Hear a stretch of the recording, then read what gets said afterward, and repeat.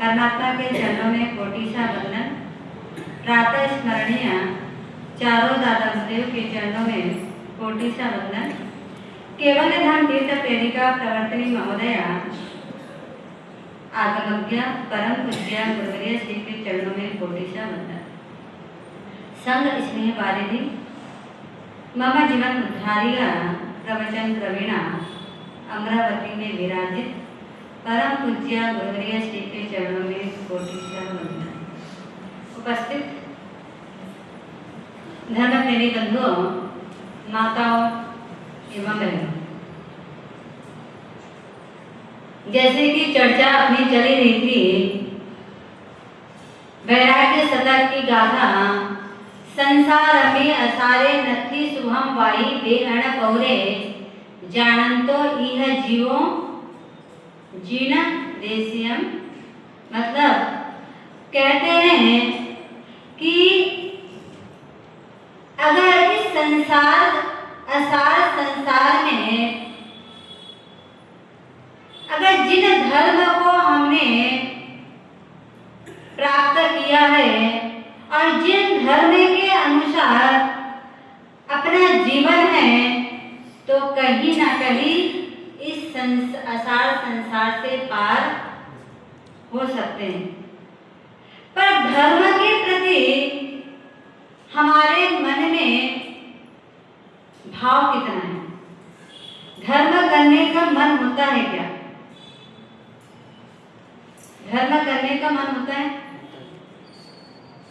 धर्म का फल का मन होता है कि धर्म का फल मुझे मिले, पर धर्म करने का मन नहीं होता। आज जो मनुष्य जन्म प्राप्त किए हैं, ये किसकी बदौलत मिला है? धर्म की बदौलत मिला है। आपने किया होगा धर्म, तभी जाके इतना पुण्य एकत्रित होकर के मनुष्य जन्म मिला है। पर मनुष्य जन्म पाने के बाद में हम क्या कर रहे हैं? अपने पुण्य को यही खत्म कर रहे हैं और नया पुण्य एकत्रित नहीं कर रहे हैं। मतलब कि नया धर्म अभी नहीं कर रहे। पर हमारी जो चर्चा चल रही थी, एक भिखारी जो दुख में भगवान को याद कर रहे थे, कहते हैं सुख जब आता है तब लोग हमसे मिलना चाहते हैं। जो व्यक्ति सुखी है, जिसके पास धन दौलत है, लोग उससे मिलना चाहते हैं। पर दुखी व्यक्ति के पास कोई मिलना नहीं चाहता है। सुख आता है तब लोग हमको पहचानते हैं, पर दुख आता है तब हम लोगों को पहचानते हैं। क्योंकि दुख में कोई साथ नहीं देते, क्योंकि स्वार्थी यह दुनिया होता है। बस उस लड़के भिखारी के साथ में यही घटना। पर एक जैन श्रावक ने उन्होंने अपने घर में रखा, नौकरी के रूप में रखा। वह बच्चा रोज पुष्प लाता है और सेठ को देता है। पर सेठ भी बहुत दयालु था, जैन था, धार्मिक था। वो जानता था कि मेरी संपत्ति किसी और के काम आ जाए तो ज्यादा श्रेयस्कर है। पर आज के व्यक्ति ये सोचता है मेरी संपत्ति मेरे लिए ही उपयोग आए।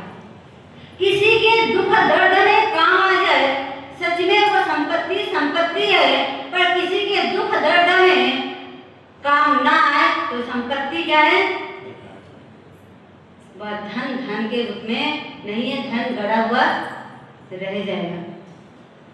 पर सेठ उस व्यक्ति के आंसू पोंछ करके उसको रखते हैं। वो बच्चा आता है, रोज फूल लेकर के आता है और सेठ स्वद्रव्य से प्रभु की पूजा करते हैं।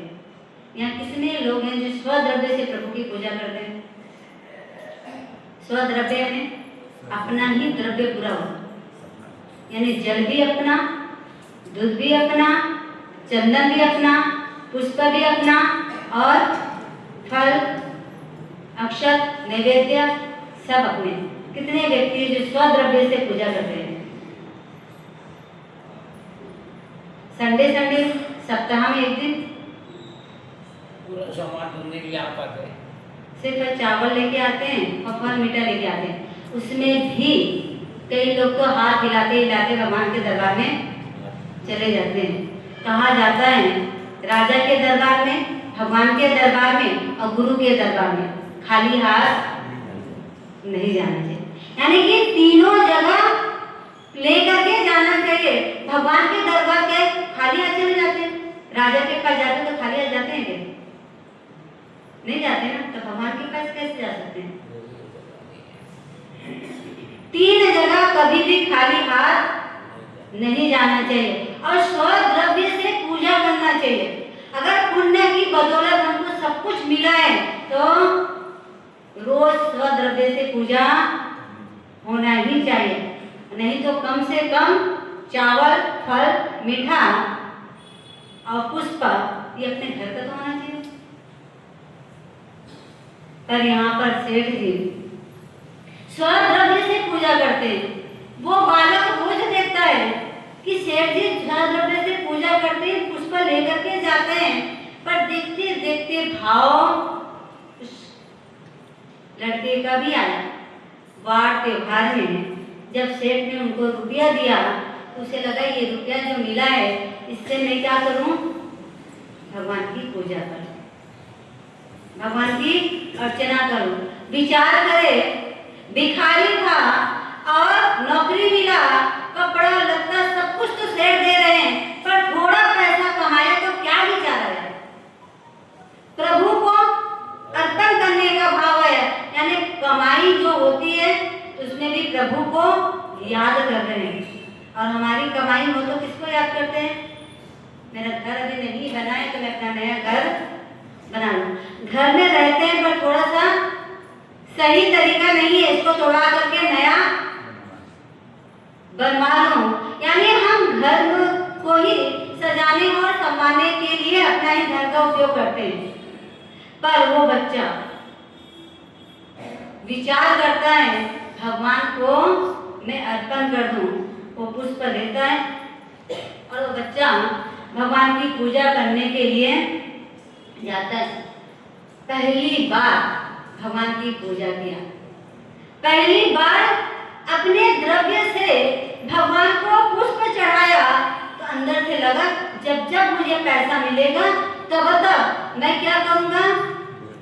भगवान को, भगवान की पूजा करूंगा।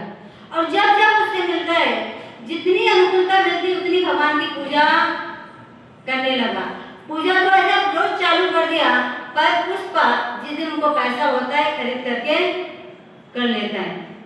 इसका पुण्य का फल क्या मिला?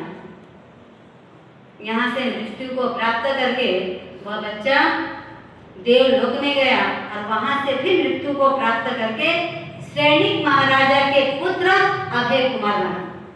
अभय कुमार की पूर्ववत स्टोरी है जिसका नाम बही खाते में लिखा जाता है। अभय कुमार की बुद्धि मिले तो अभय कुमार बने कैसे? ये पुण्य की बदौलत से बने, ये धर्म करने की बदौलत से बने। वो अभय कुमार सैनिक महाराजा का पुत्र जो बुद्धि निधान थे, जब युवा अवस्था में आते हैं, प्रधानमंत्री का जब पद मिलता है और प्रधानमंत्री का पद मिलने के बाद में यही था कि कुछ समय के बाद में वो राजा बनेंगे, क्योंकि सैनिक महाराजा अपने पुत्र को बहुत ज्यादा चाहते थे और भविष्य में राजा बनने वाले। उनके पास में दो ऑप्शन है। एक तरफ भगवान की वाणी को सुनकर के संसार की आशाता है, दूसरी तरफ है कि राज गद्दी मिलने वाला है, राज वैभव मिलने वाला है। हमारे तरफ दो ऑप्शन है हमारे साथ में। एक तरफ कि हमको संसार की संपत्ति मिलने वाले हैं, चल अचल सब प्रकार की संपत्ति है, और एक तरफ ओघा है। आप किसको ग्रहण करोगे? किसको ग्रहण करेंगे? एक लड़की जब शादी करने के उम्र में आती है तब उनके पास दो ऑप्शन रहता है। बहुत सुंदर खूबसूरत लड़का है, पैसा वाला है, सब कुछ फैसिलिटी है, सब कुछ उसके पास में है, और एक तरफ भगवान की वाणी के अनुसार जीवन है, कौन सा सहन करेंगे? और आप लोग कौन सा सलाह दोगे? संसार में बैठे हुए कौन सा सलाह देंगे? संसार का, क्योंकि संसार में हम दुखी है तो तू भी संसार में फंस और दुखी हो जा, क्योंकि मैं नहीं चाहती कि मैं दुखी हूं तो तू सुखी बन, यही चाहते ना।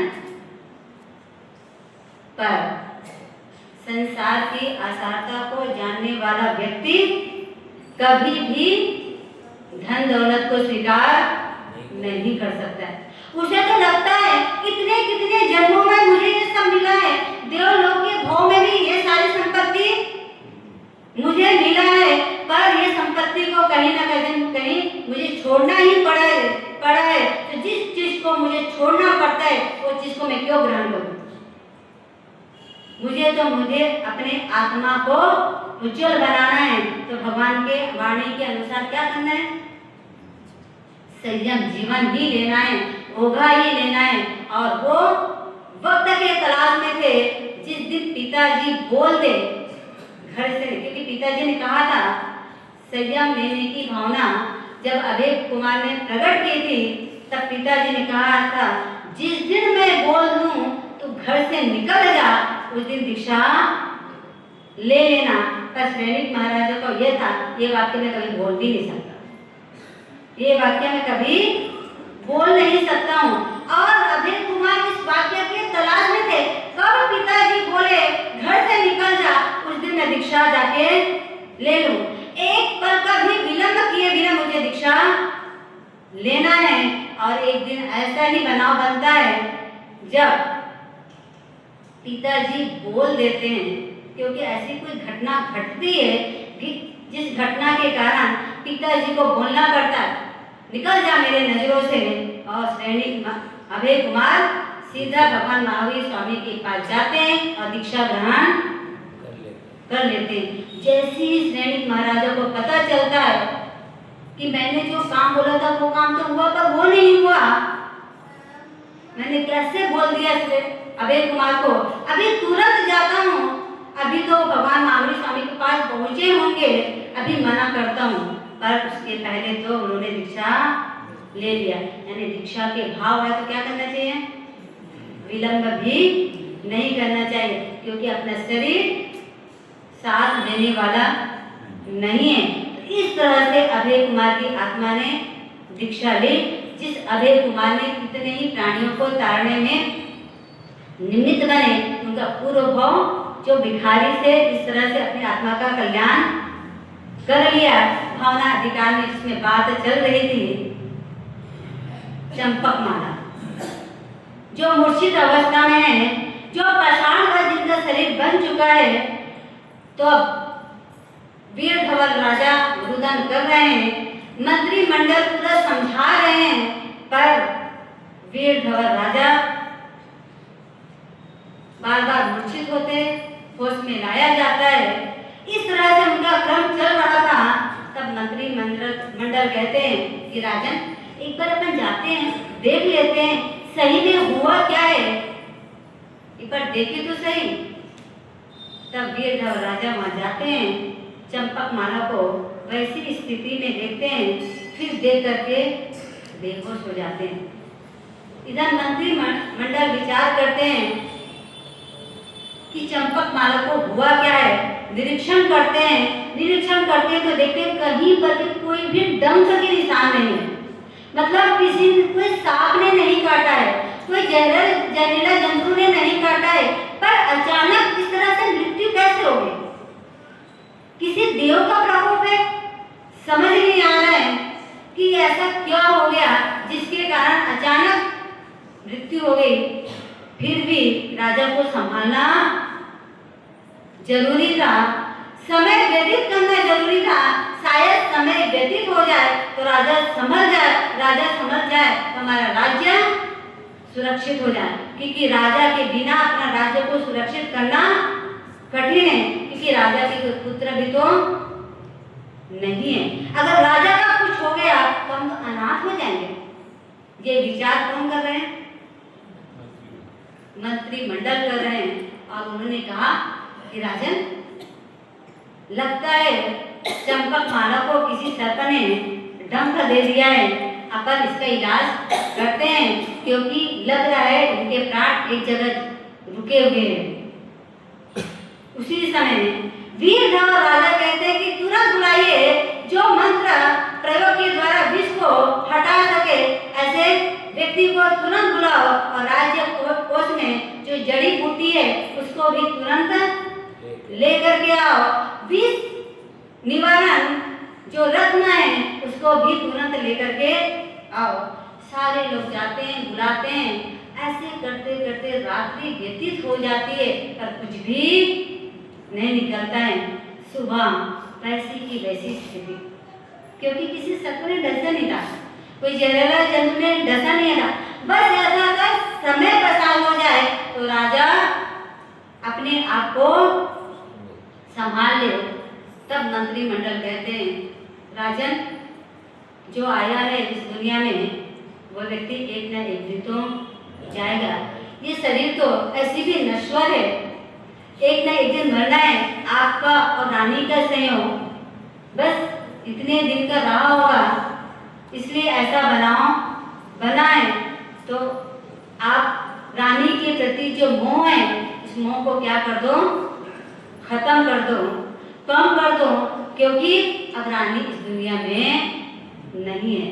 तब राजन कहते हैं, ये कैसे हो सकता है, ये नहीं हो सकता है। मैंने रानी को वचन दिया है, अगर तुम्हारा कुछ हो तो तुम्हारे साथ में मैं अग्नि स्नान करूंगा, इसलिए आप चीता तैयार करिए और उस चीता में मैं भी अग्नि स्नान करूंगा। मंत्रिमंडल खड़े थे, नजर झुका करके जमीन को देखने लगे। अरे मैंने आदेश दिया ना, जाओ और अग्नि चीता तैयार करो। तब मंत्रिमंडल कोई वहां से नहीं जाते हैं तो लगते आज मेरी आज्ञा का पालन भी नहीं कर रहे। दूसरे को बुलाते और कहते हैं चीता तैयार करो। दूसरे व्यक्ति आते हैं, सेनापति वगैरह, और वहां पर गोला नदी के किनारे चीता तैयार की जाती है और रानी के मृत शरीर को नहलाया धुलाया जाता है और एक शिविका में बैठा करके उसको ले जाया जाता है। जब लोगों को पता चलता है, पूरी प्रजा को पता चलता है, पूरी प्रजा वहां आती है देखने के लिए, ये कैसे, क्या हो गया है, हमारे राजा अग्नि स्नान कर लेंगे, हमारा क्या होगा। एक भी व्यक्ति, प्रजा भी ना आज दिन भर में पानी पिया है, ना अन्न का एक ग्रास ग्रहण किया है। सब आकुल व्याकुल है, अब क्या होगा, अब क्या होगा। अगर प्रजा राजा ने अग्नि स्नान कर लिया तो हमारा क्या होगा। सभी इहा कुआ में उसी बीच राजा स्नान करके आते हैं और सोचते हैं कि बस अग्नि प्रज्वलित हो और उसमें मैं बैठ जाऊं। इधर अग्नि प्रज्वलित करने में थोड़ी विलंब थी तो देखते हैं काष्ठ थोड़ा कम है। उसी समय उस गोला नदी से एक बहुत बड़ा काष्ठ दिखाई देता है। मंत्रीश्वर कहते हैं इस काष्ठ को तुरंत निकालो, क्योंकि ये सूखा दिखाई दे रहा है, क्योंकि अपने लकड़ी भी कम है, इसलिए तुरंत इसको निकाला जाए। उस काष्ठ को निकालते तो देखते बहुत बड़ा काष्ठ था जो बंधन से बंधा हुआ था। पर वो काष्ठ क्या था, उसमें कौन अंदर खाली था या कोई थे नहीं थे। उस समय वीरधवल राजा क्या आदेश करते हैं, वहाँ पर शिविका में अग्नि की ज्वाला प्रज्वलित होती है, नहीं होती है। चंपक माला का क्या होता है, ज्ञानी भगवंतों ने देखा होगा, कहा जाए।